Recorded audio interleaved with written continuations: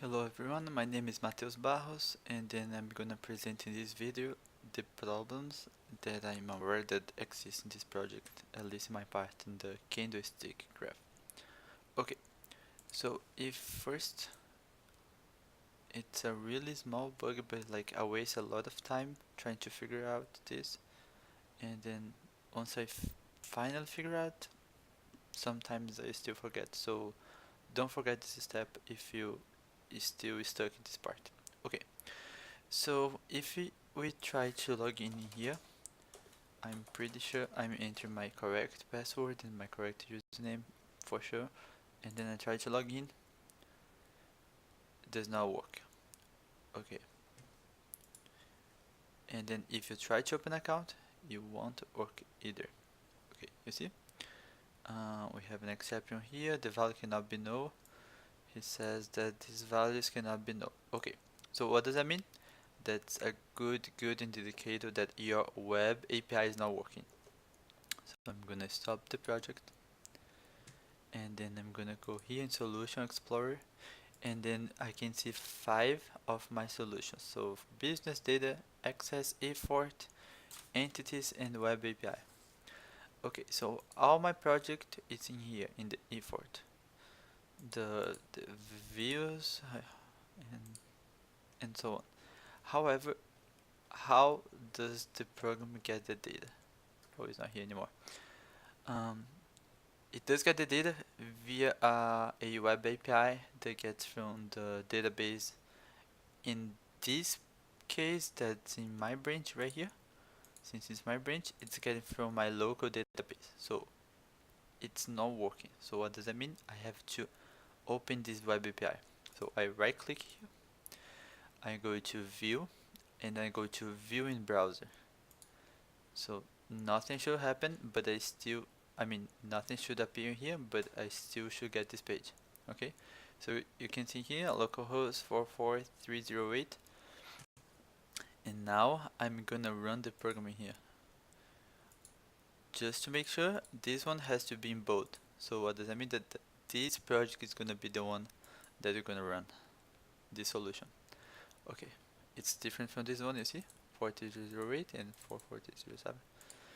If 44376. So now if I enter my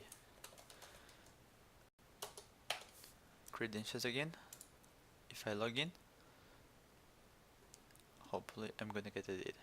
Yeah, so now I get the data. Now they can see that my user exists in the database and so on, just because of that small step. Okay, the other thing, it's in here. So if you open effort, we open views, register user, where this page right here is the registered user. So this one, and we go to index.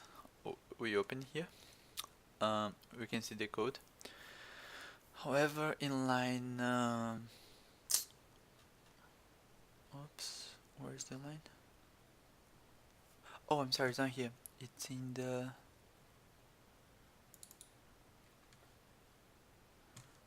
voice controller. Register user. Okay, yeah.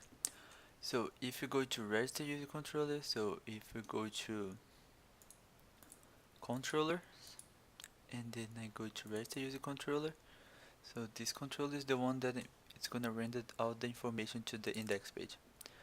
So as you can see here, in this part right here, daytime start and daytime end. So okay, so what is this? So whenever you log in, remember that I logged in here before? So let me try to, okay, let me close and try to log in again. And then I'm gonna put a stop point right here, right here. So actually right here. So we can see, so I'm gonna try to log in. And then okay, a stop point. So remember, once I log in here, it would show my name, equity chart for Matheus Barros, which is my name that I put it before. So how does it know? It goes in here. So you see login ID. So they're gonna get my login ID. let's go to the next one. My login ID is the first one because my database, that's my login ID. But the problem here is this part, daytime start and daytime end. So this, I'm gonna get all the data from 2019 1 until 2021 1. And of course, we don't want this. Why? Because, for example, like 2 years from now, we're not gonna get this range right here. So the data that it's from 2 years from now is not gonna be here. So we need to change this part here. We can put like something dynamic, such as from the database we can get the first value, the date of the first value, and the date of the last value. So we can put dynamically here, so the range will be good. But of course, in here we need some kind of start procedure or some comparison between the dates.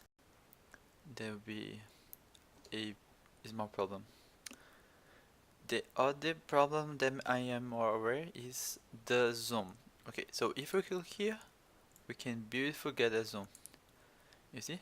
And then we can click here again, and then we can scroll beautifully. Okay, good. However, if we want to zoom again, we can. That looks good. But if we want to zoom out, it's going to be a problem. Why? Because we can only click here, and it's going to reset. It's not going to actually zoom out, it's going to reset, go to the beginning. That'll be another problem.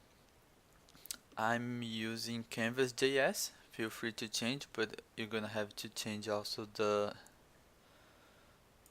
view. Where's the user index? You're going to have to change this since I'm using Canvas.js. And then I'm using Canvas.js because it's easier to use, and then I feel that I didn't waste much time trying to figure this out. But I'm pretty sure that somehow you can get this. I tried to look for, but I couldn't find.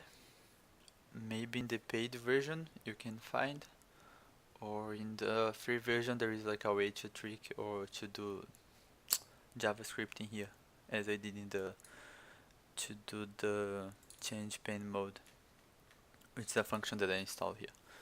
But yeah, good luck, and let me know if you have any problems in my email, which is mbr241@fio.edu.